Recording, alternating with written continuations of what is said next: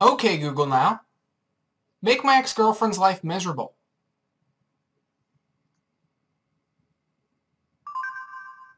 Hey, Mike Stinger here, and in this video we're going to talk about the Moto X on Republic Wireless.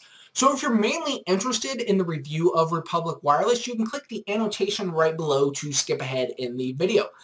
Now, the Moto X is Motorola's latest flagship smartphones, and one of its big selling points is the fact that it's actually assembled right here in the United States, unlike other smartphones and really electronics in general, which are typically assembled overseas and in China. And also, you can literally go insane customizing the Moto X. You can customize the front, the back, the accents, and just go crazy with the colors. And initially, customization was only available through AT&T, but it's since expanded to pretty much every major carrier. Now, one of the initial criticisms with the Moto X is that while it's a flagship smartphone, it doesn't seem to offer flagship specs. So, for example, the Samsung Galaxy S4, the HTC One, the LG G2 all have just a beefy quad-core processor, while the Moto X has a 1.7 gigahertz dual-core processor, which doesn't seem like a lot, but where the Moto X really shines is with Motorola's X8 chip. So yes, while the Moto X has a 1.7 gigahertz dual-core processor, its X8 chip also utilizes a quad-core GPU, and what really makes the Moto X unique are two low-power cores. So one of those cores handles sensors. So, for example, when you pick up the Moto X, it can tell that you're doing so, and it will automatically turn on the screen so you can just jump right into whatever it is you're wanting to do. And the other low-power core, and you've likely seen many demonstrations, has to do with the touchless controls. So with touchless controls, you can just say a command, a Google Now command, and it will automatically do all that stuff without you touching anything turning on the screen. So I can go ahead and say, okay, Google Now, what's the weather outside? And it will automatically go and respond, get an answer, whatever it may be that you're wanting to do. Another unique feature of the Moto X are active notifications, which just gently appear on your display without turning on your complete display and just allow you to get information really quickly and then get back out. And so, for example, if you receive an email through Gmail, it will pop up the Gmail icon, and you just simply hold down on the icon, and it will then display, what's the email, what's the subject line, who it's from, and if you want to respond to it, you can then swipe down to go into the Gmail app, or if you just want to dismiss the notification, you can just swipe it and it goes away. And it's really nice. You don't have to just, whenever you hear a notification, with most phones, you have to you turn on your phone, you swipe in there, you go to the app and check it out. Whereas with Moto X, you can just see what it is, you can respond to it, check it out if you want, or you can just dismiss it, and that's it. The Moto X also comes pre-installed with Moto Assist, which offers up some pretty cool features. For example, it can automatically detect while you're driving and read text messages out loud, and also tying into your calendar, it can detect while you're in a meeting and then just go ahead and silence your phone. So some pretty cool stuff. And also Moto Care comes pre-installed, which basically if you have any questions about the phone or you're wanting to learn more about things, you can just dive right into it to learn more. Aside from touchless controls and active notifications, Motorola is also touting the ability to simply flick your wrist while holding the Moto X to open up the camera app. And while it's a good idea in theory, I found it to be a little bit hit or miss. Maybe I'm not doing it right. But I also ran into an issue while exercising, which makes a lot of sense. But if you have the gesture turned on, I found that the Moto X will sometimes mistake your movement while running or exercising as you flicking your wrist, and so it'll open up the camera app in your pocket. But overall, it's a decent idea. The Moto X has a 4.7-inch 1280 by 720 display, and while it's not on the same level as other flagship smartphones with a full HD display, it gets the job done. There's no issue with seeing pixels or anything like that. The colors are good, and the only real issue with it is since it's an AMOLED display, It's kind of hard, even with full brightness, to see in direct sunlight, but overall, it's a pretty good display. The design of the Moto X is very easy on the eyes, and in my opinion, the buttons are placed exactly where they should be. So on the right-hand side, you have your power button at the very top, and then volume buttons directly below that, which make a lot of sense because when you're on the phone, your thumb naturally goes where those buttons are.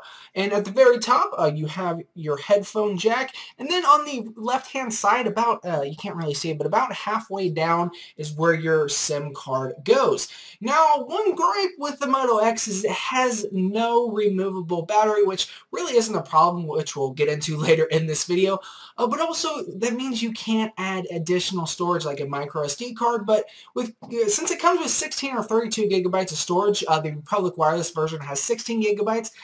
That seems to be enough for a lot of people, but you know, depending on who you are and you know what your uses are, and you might have some issues. But also, it's worth mentioning, I almost forgot that the Moto X also comes with 50 gigabytes of free Google Drive storage for 2 years, so that's a definite perk.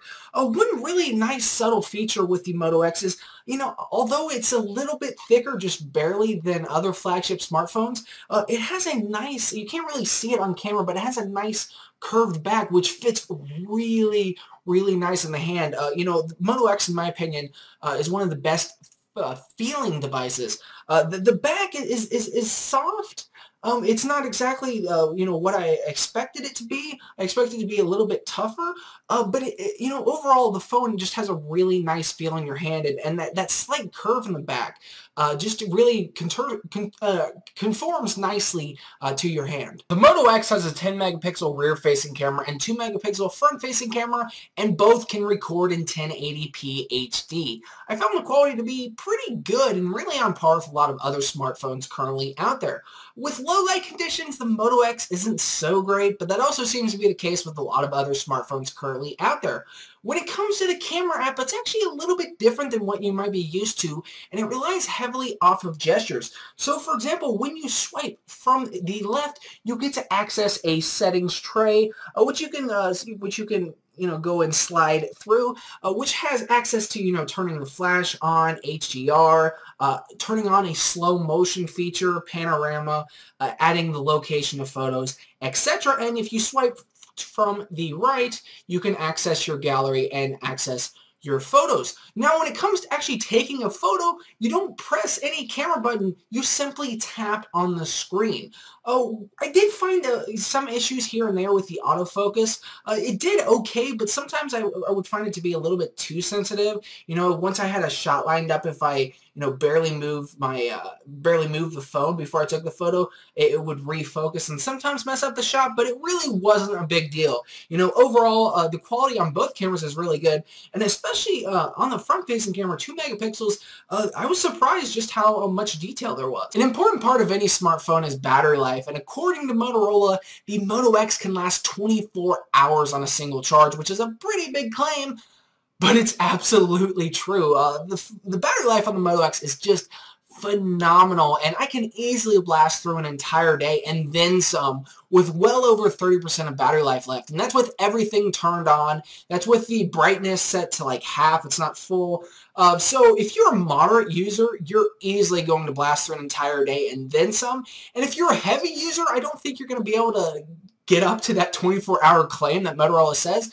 But under heavy use, I think you could definitely blast through an 8 to 10 hour day. I mean, I just can't say enough good things about the battery life on the Moto X. It's really just that good. Overall, the Moto X is just a fantastic device, and in my opinion, the perfect Android phone for the average user with a great experience to catch the eye of the geek. The speed is just really good, and in fact, at the time of recording this video, the Moto X on Republic Wireless is running Android 4.2. So currently, it's actually 2 versions behind the latest KitKat build, which Republic Wireless will eventually be getting. So once this gets Android 4.4, I can only imagine just how much faster it will be. So the Moto X is a great phone with an awesome experience. When it comes to Republic Wireless, there's a lot of great things going for it. It uses Sprint's network, and what makes it unique from other carriers is it relies off of Wi-Fi first. So with Republic Wireless, you can make phone calls and send and receive texts through Wi-Fi, and it automatically does all of this stuff behind the scenes. It automatically will connect to your home Wi-Fi network once you have it set up or whatnot, and then switch to 3G or whatever it may be when you're out and away from Wi-Fi. It just does all of this stuff automatically behind the scenes with a pre-installed app. The plans for Republic Wireless are just insanely cheap, and there's 4 different ones to choose from. So the $5 a month plan just gives you access to Wi-Fi. The $10 a month one includes just basic cell coverage for phone calls and text. The $25 a month plan includes access to 3G, and the $40 a month plan includes access to 4G. Now, one of the concerns of making calls over Wi-Fi is the performance and the speed. You know, using VoIP, sometimes there can be issues and whatnot, but through Republic Wireless, you know, connecting through Wi-Fi and making calls that way and receiving calls that way, I actually found it to be pretty good. You know, there were some little hiccups. You know, sometimes there were slight delays, which is understandable, but overall the call quality was good. There was no drop calls or anything like that. And, you know, what's also cool about Republic Wireless is it can automatically switch between the two. So, for example, if you're at home talking on your phone, you're talking to someone through Wi-Fi and you happen to leave, Republic will automatically switch behind the scenes to make it virtually seamless. So some pretty cool stuff. The Republic Wireless app, which again comes pre-installed on the Moto X, offers up just some very simple basic features. So for example, you can change your phone plan, which Republic Wireless allows you to actually do that up to 2 times a month. You can change your number and you can transfer your number. And again, you know, when it comes to managing connections from Wi-Fi to 3G or 4G and back, it does this all behind the scenes. It doesn't get in the way, and it's very, very simple. And one thing that I really want to note about Republic Wireless is when I got the Moto X, there was no bloatware. There, you know, sometimes when you get a phone through a carrier, there can be all of these just a ton of pre-installed just bloatware and crap. But Republic Wireless, they kept the Moto X simple, just how Motorola intended with the almost stock Android experience.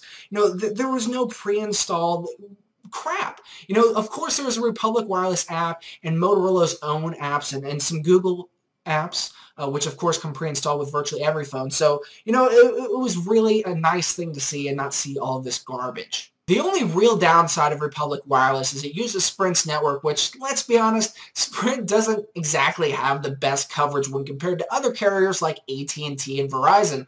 The speeds just aren't there yet, even on 4G, and the coverage can be a bit iffy depending on where you live.